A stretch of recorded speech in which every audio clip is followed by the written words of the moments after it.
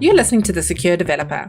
It's part of the DevSecCon community, a platform for developers, operators, and security people to share their views and practices on DevSecOps, Dev and Sec collaboration, cloud security, and more. Check out DevSecCon.com to join the community and find other great resources. This podcast is sponsored by Snyk. Snyk's developer security platform helps developers build secure applications without slowing down, fixing vulnerabilities in code, open source, containers, and infrastructure as code. To learn more, visit snyk.io/TSD. That's SNYK.io/TSD. Hello everyone, thanks for tuning back into The Secure Developer.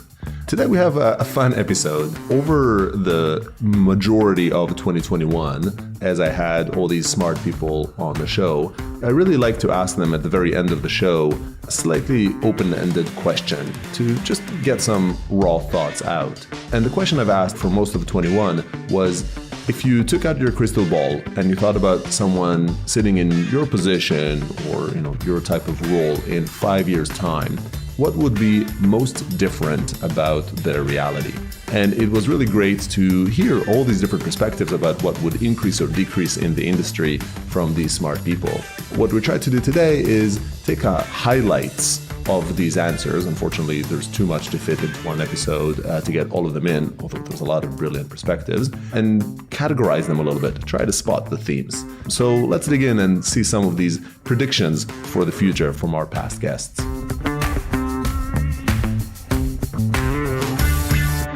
The first batch of predictions revolved around data or machine learning or AI, and which was definitely, I think, the most recurring theme amidst the answers. Let's hear 4 predictions about data and AI, and those are coming from Jet at Nike, from Joshua at United Health Group, Robert Wood at CMS, and Ashish at PageUp. Let's hear what they have to say about how in 5 years' time, data and AI will play a different role in our lives.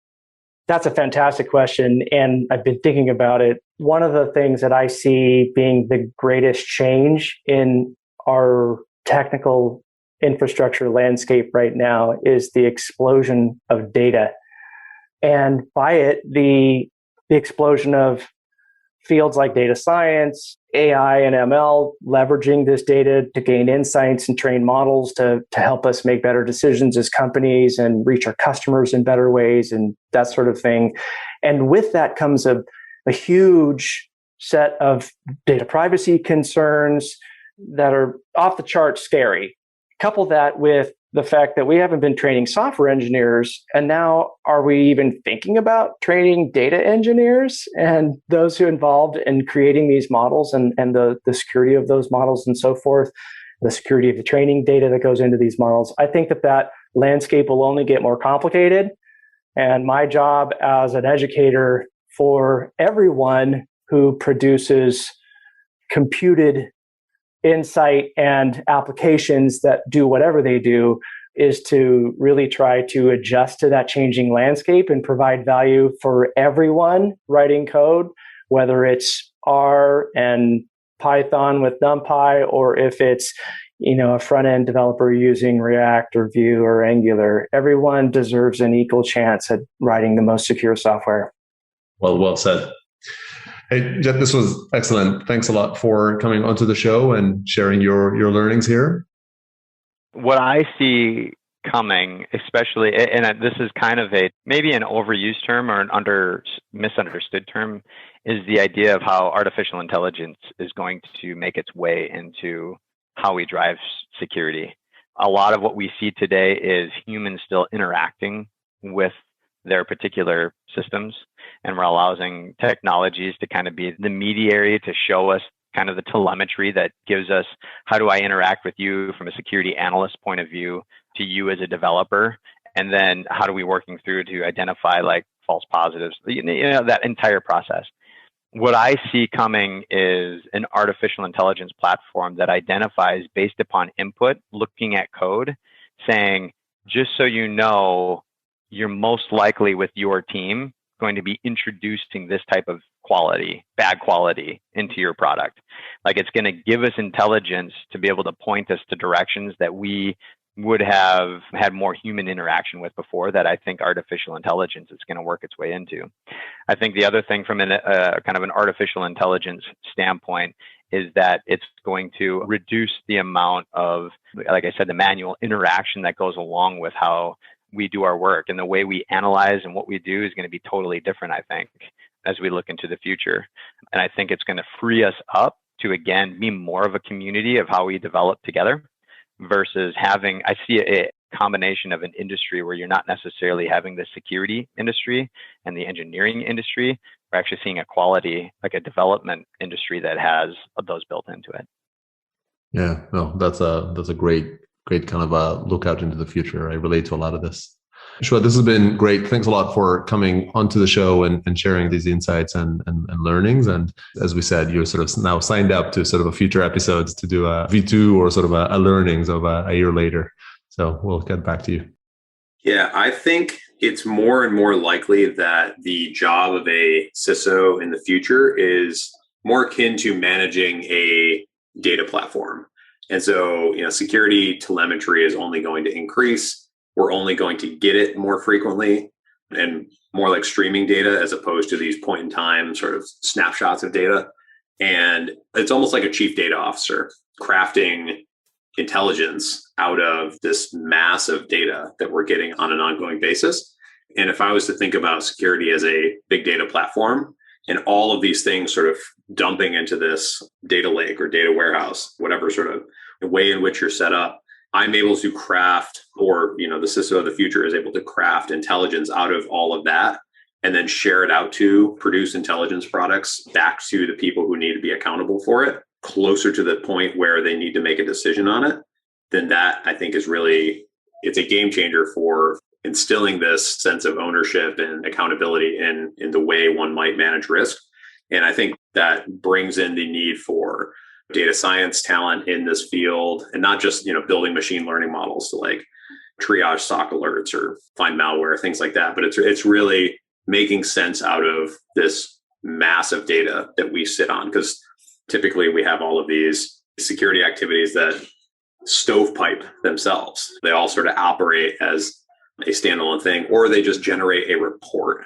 They generate insights, but they don't generate data that can then go and be connected to something else to generate even more valuable insights. And so it's almost like thinking about security as a platform or security in a network effects sort of way. And that's my hunch. I hope that's where we're going, or at least some flavor of it, because I really believe that there's a lot of power in taking that approach, because our field hasn't really embraced the sort of big data revolution, so to speak, like other fields have. Marketing's got it on lockdown. Other fields have, but we really haven't yet. And, if and when we do, I think there's a lot of opportunity in there for us. Yeah, no, fully agreed. Security is naturally invisible, and you don't really know what risk you're taking on. So shining a spotlight there and understanding what is there with sort of smart data management makes a lot of sense. So we're out of time here. Rob, thanks a lot for coming onto the show and for sharing your insights. It's funny, depending on if they're in cloud, I definitely feel their job would be a lot more different. I think I definitely feel security as a team should try and do enough automation that they can get themselves out of a job. So all of us can start working towards AI and ML instead of trying to still solve patching problems. But if I had a crystal ball, that's where I would see the future would be, where someone like who's probably like a head of security or a CISO is trying to solve AI and ML problems, or using AI and ML to solve security problems instead of, we have a lot of data which we've been consuming for so long, or in terms of creating code, in terms of generating security events. How do I make sense of that in a way that it makes sense? And not the drinking Kool-Aid kind of way where everyone says they're doing AI, ML, but what they're really doing is pattern matching. And it's completely fine to call it pattern matching, but it sounds much more nicer if you say it AI, ML. So I would love for security to be kind of going down that path as well, instead of developers leading that race with, they seem to have a lot more evolved AI, ML programs than what we do. But I definitely see this already happening in Netflix and other places as well. So at least from the guys that I spoke to in Netflix, it seems like they've hired data scientists and they're already going down that path already. So I would love for more security and someone, I guess, Ashish in 5 years to be possibly solving that problem for a much bigger organization as well. That's a powerful destination there. So hopefully it comes to fore. Hey, Ashish, thanks for coming on the show. This has been a great conversation. No problem. Thanks for having me. I really appreciate it. Okay, so you've probably now seen that there's probably some changes happening on the data and ML front. The next most recurring theme, maybe a slight selection bias given the nature of this podcast, was one around developer ownership of security. We're going to hear Daniel from Ambassador Labs, which is not as security focused necessarily. Rinki is the Twitter's CISO. Nick runs security at Pearson, and Simon, our very own Simon Maple here from Snyk, talk about dev ownership and how that would be different in 5 years' time when it comes to security. Let's hear them out. Yeah, it's a great question, Guy. And I think riffing off some of the things we've talked around low code, no code, and citizen developers, I think more and more people are going to be developers in air quotes, if that makes sense. And that brings fantastic opportunities, but it also brings challenges. We talked about meeting folks where they're at, and that's going to be a big challenge for a lot of us with an engineering background. We're very comfortable with fellow engineers, right? But when you start getting what we would historically call business folks involved in the mix, and let's be honest, we're all business folks, right, to some degree. But when you start getting folks, that are coming up with fantastic ideas, doing POCs, or even bigger systems with these low-code, no-code approaches, you do have to think that level deeper as those systems get more adoption. You do have to think about sustainability. You have to think about cost. You have to think about security, all these things. So I imagine part of my job in the community is going to be really taking the time to meet folks where they're at. Now it's some degree of, are you a Go developer? Are you a Node developer? Are you a JavaScript developer? And I think now it's going to be, 5 years in the future, it's more around this goal-oriented idea that we talked about, earlier in the podcast. It's like, what are you trying to achieve? It doesn't really matter whether you're a Go developer, a low-code developer, whatever. What are you trying to achieve, and what are your constraints? So I imagine the job, in particular, the DevRel, is going to pivot a lot more to even more thinking about empathy, meeting folks where they're at, and they're understanding the problem space before then guiding folks to, here's your options, here's your tools, here's your practices, here's your platforms. So I'm super excited. I think, the whole sort of developer education space is going to be super interesting over the next 5 years. I think software is eating the world, as the cliche goes, and Kubernetes and the internet is eating software. There's just more and more opportunity for us, and I think it's just really paying attention to the folks coming on board and their goals. That's I feel a fairly fair description, or I would subscribe to that crystal ball, Thanks. Of the reality changing. And now it's just a question of timeline. Is it 5 or 10? That's it. That's it. Yeah, cool. Daniel, thanks for coming onto the show. This has been great. I think one of the big shifts that I'm seeing, and I see it with Snyk, I see it with Level Ups, I've seen it with now more companies that are coming out. There's this desire to make engineering lives easier, and more engineering companies selling security to engineers, right? And so I think that model is going to go places. I've seen the success with Snyk. I've seen the success with other companies that do that. And I think we're going to see the shift where engineering teams are going to start owning security more and more. And so I think that's one thing that I see happening more in 5 years, especially with when you're talking about large scale security engineering organizations. On the dream side of it, I would say I'm waiting for the day where we work ourselves out of cybersecurity functions. This is what drives me, and this is why I have passion around this, is where security is part of the DNA of companies, period, right? And that's where I'd love to see things go. And I don't think that's the 5-year crystal ball. I think that's a future crystal ball, but I hope that every security person out there is doing that for that reason, that it's embedded within a company, well understood, and in the DNA of a company. That is definitely kind of the right direction towards which we need to drive. I think, or I hope at least, there'll be actually less need for dedicated security engineers. And it'll be something that developers take on a lot more of this responsibility themselves, and it becomes more of their day-to-day activities. Similar to the way that it was for QA, with developers writing their own tests, TDD, and also from ops activities where developers are responsible for building and maintaining their own CI/CD pipelines. But I hope that's going to be a similar case for security activities. So developers and teams are going to be much more able to do their own threat modeling, their own security testing, and being able to easily interpret those results and carry out those security processes to create merge requests for security updates and carry out a lot of those activities themselves. Yeah, well, that's awesome. I'd love to agree and sort of see that. I do think that's the trajectory. What would you think then, the person wearing your hat, assuming, does that role go away, or what would that sort of future clone of yours be doing then? I think it might look similar to how it is with QA, where you'll still have a lead, you'll still have someone who runs that department. But instead of having manual testers integrated into every team, you'll just have a QA automation lead who's kind of coordinating activities, making sure that's working within a good framework. I think that'd be similar to this for security. And I still think you'll have security teams, but I think that the security engineers will be able to spend their time researching and also facilitating training. But I think just less hands-on day-to-day, just specifically in projects to be making security changes. Yeah, perfect. Well, Nick, thanks a lot. Thanks for coming onto the show, for sharing this sort of great insight about the journey, the learnings for it. Thanks for coming on. Yeah, so it's a great question. And I think, there are plenty of very obvious expectations that we would expect in a couple of years. Docker and container adoption to continue to increase. I think some of the stats that Gartner have recently released about what they expect in the years to come of container adoption looks to be coming true from these kind of data points. I expect that to continue to grow as people in companies of all sizes adopt further.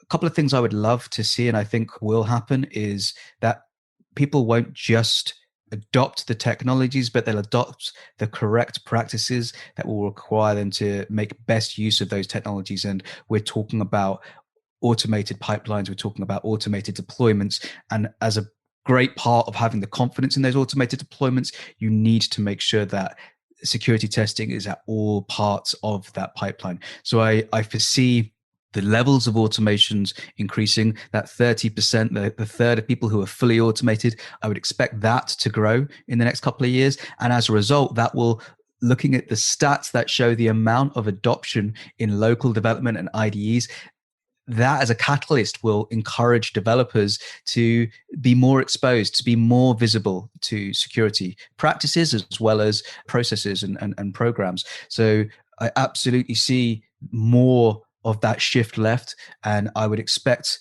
to see, in fact, companies and organizations doing more testing in their local environments and early in that process than they would in the later stages, because it is so cheap and it is so valuable for companies to test and get that early feedback. So I'd like to see that kind of a shift. And it's not far away now. We're only 10, 15% away there now. So it only takes a little bit more to do that.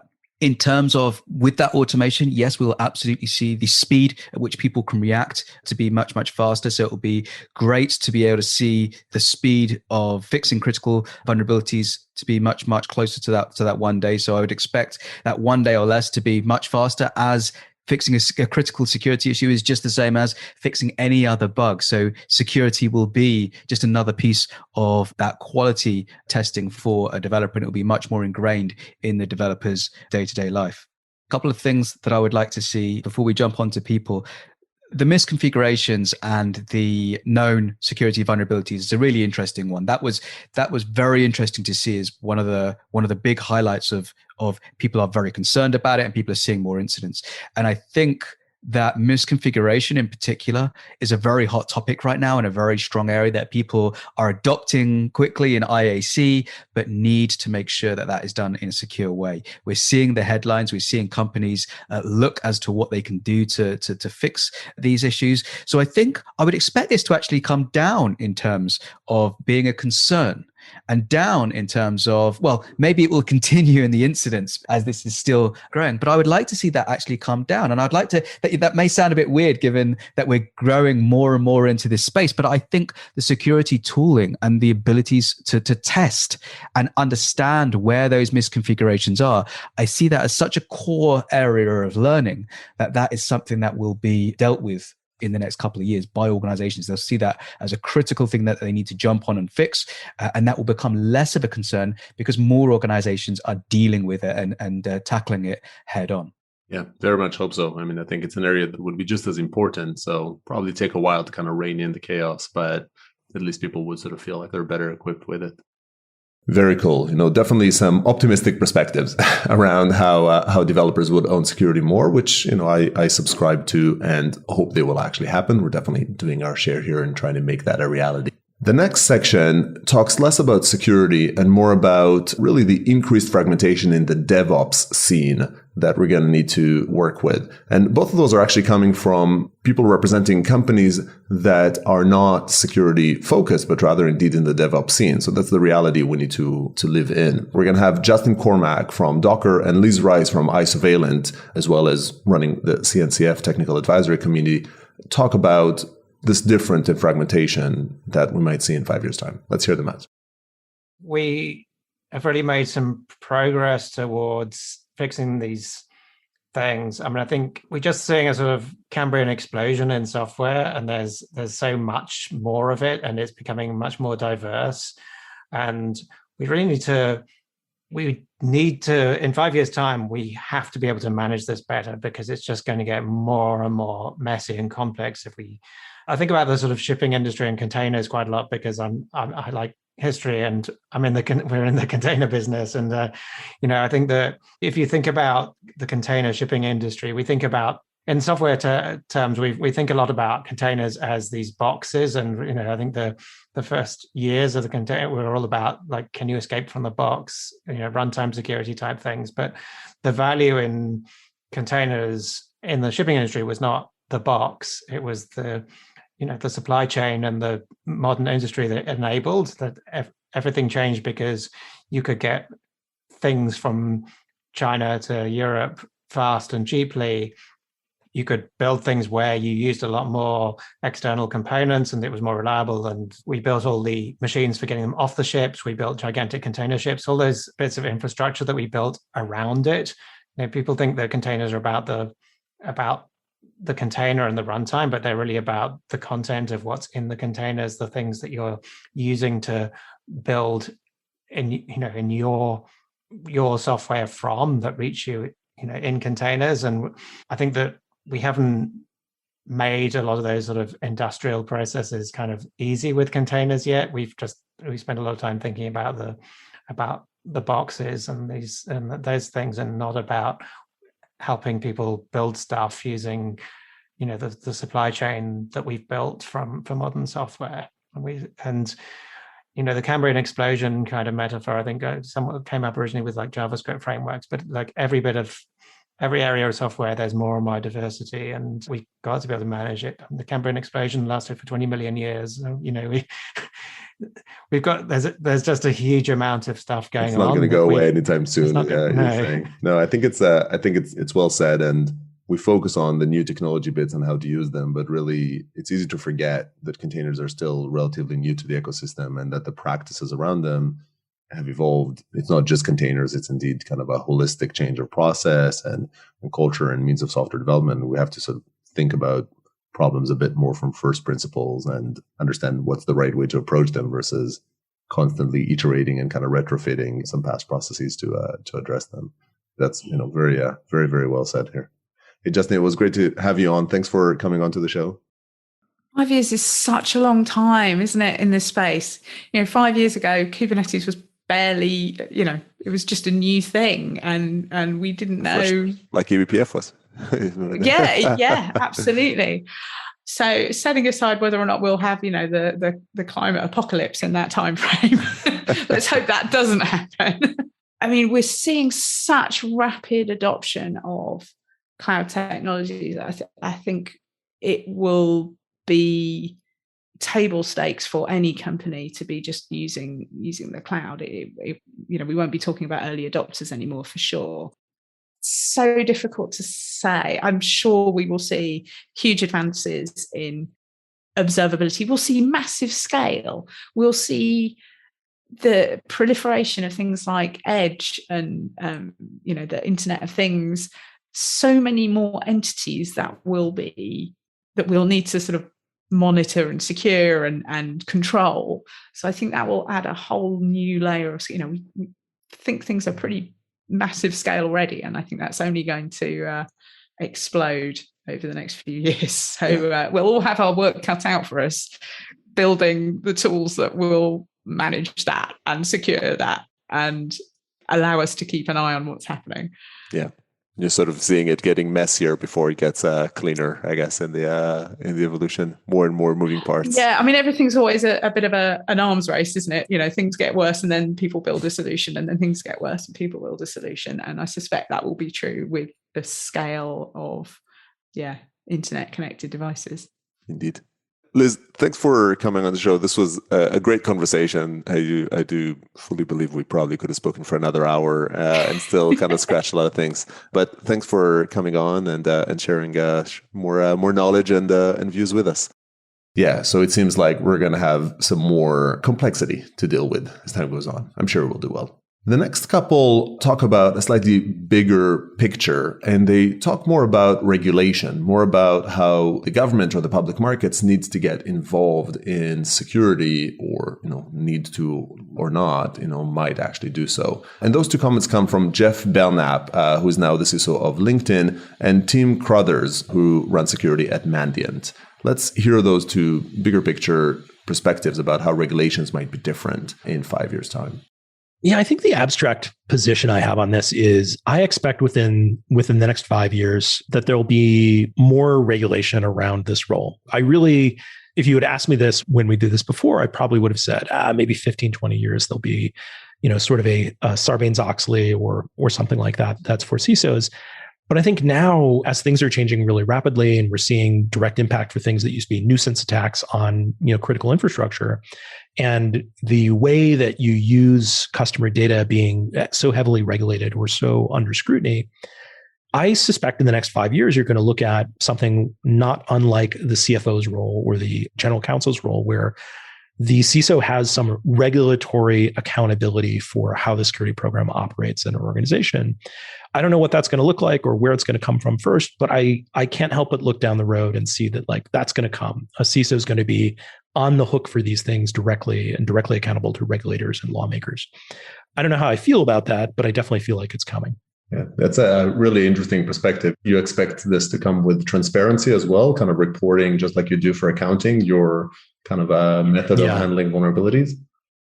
I think, look, Alex Stamos talks about this a lot, and I think it really resonates with me. Pre-Enron, CFOs didn't really have skin in the game. Your auditors didn't have the same skin in the game that they do now, at least in the US markets.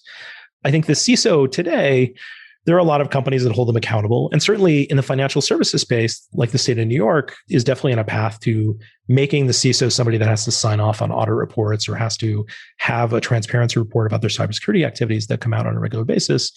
I see that all as foreshadowing towards, especially for public companies or companies of a certain size, they're going to be required to have a CISO, probably required to have somebody that has cybersecurity experience on the board, and then be required to report something either in their regular quarterly filings or sort of an annual report as to the state of security in their organization. I don't see how we as a society leaning so heavily on technology and everybody's data being something that is part of their daily life get to avoid something like that. And I think transparency is good. I think that makes us all better. Yeah, fully agree with that.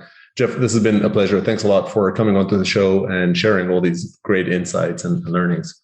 I found those comments on regulation very, very interesting. And I think it could very well happen that we live in a different regulatory perspective, which you can argue whether it's good or bad for security, but it's definitely a change in our reality. For the last two, I want to finish off with some optimistic predictions about how, if we took on the sort of rosy glasses, things can actually turn out very, very well and be in much better place in 5 years' time. We're going to hear Dev from Figma and DJ from Village MD talk about how things might be kind of cool in 5 years' time, might be pretty good. Let's hear Dev and DJ. I would say, let me break it down into maybe cultural, technical, and people. I think the cultural change I think will happen is more and more people would say security has to be a positive force. Security has to be a team, what I call solves for yes, rather than figures out a no. And so that cultural relationship between security and the rest of the company and rest of engineering, and security being seen as an enabler and a positive force in the company, will keep growing. And that I'm excited for. I think on the technical front, I touched on this, but the ecosystem around security just keeps improving. It's an exciting time to be in security. I think the different startups and tools are making things, we can do more and more powerful things, right? I think, and in particular, one of the areas that I'm excited for is probably like data. Like I think security teams right now don't use data as widely as they should because a lot of our tools haven't been great and like logging was expensive. But I think with modern data infrastructure, like the same reason everyone else is like able to use insights from data, I think security teams will also grow. And so we'll have like logs and analysis and machine learning models or something that will be much more powerful on that front. And even on AppSec, like I think a lot of the tools around static analysis, dynamic analysis, testing, automated testing will just become more and more powerful. So I'm excited for that. And I think around people, honestly, every year as we hire and I meet new grads and new engineers joining security teams, right? Like it's easy to forget, but like 10, 12 years ago, like new grads did not join security teams. Like new grads joined software engineering teams. But every year, new grads and new engineers who join security, who like even, I feel like an old man now, but they're at like fresh out of school, they know more about security than I did after my PhD. And they're so smart and they're writing amazing systems and have a passion for fixing security. I think like the sort of security ecosystem will have a lot of like really talented people doing a lot of amazing work and with a passion and sort of an engineering culture. And that's going to be amazing also. So yeah, on the whole, I'm super optimistic about the future, I think. Yeah, no, that's awesome. And that's very reassuring because I do think you have a good pulse on things. So, hopefully that's a good crystal ball. And I think all of them make a lot of sense. Hey, Dev, this has been a true pleasure. Thanks a lot for coming on to the show. Ooh, that's a deep question. I think the reality, if I could look into a crystal ball, would be that they have a single view of the overall security and quality state of their applications as they deploy, right? So, the utopia for me is to get to a point where, system gets deployed, which has multiple microservices, UI, data, whatever it is, and have a holistic view of all the vulnerabilities or all the issues that could be around supply chain, code quality, infrastructure as code configuration, information, like all in one. So I think 5 years from now, I think we're going to get to that.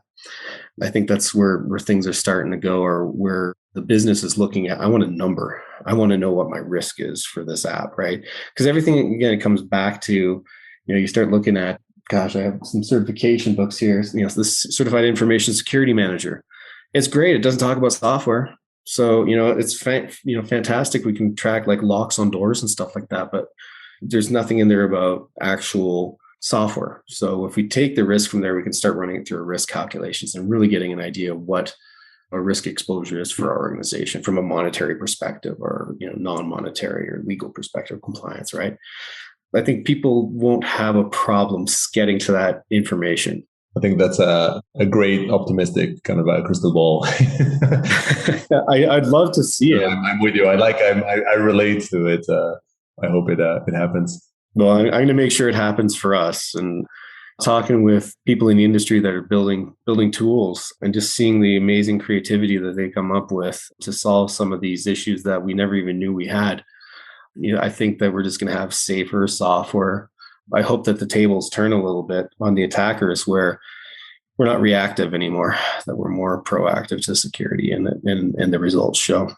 Yeah, no, well, definitely the only path to go, really, the only way to kind of reach security. Yeah.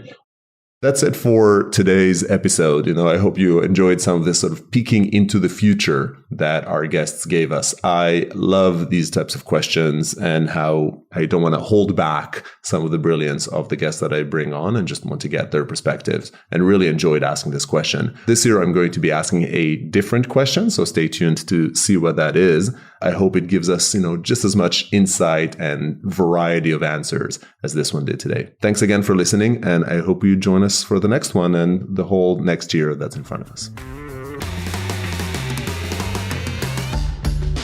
Thanks for listening to The Secure Developer. That's all we have time for today. To find additional episodes and full transcriptions, visit thesecuredeveloper.com. If you'd like to be a guest on the show or get involved in the community, find us on Twitter at DevSecCon. Don't forget to leave us a review on iTunes if you enjoyed today's episode. Bye for now.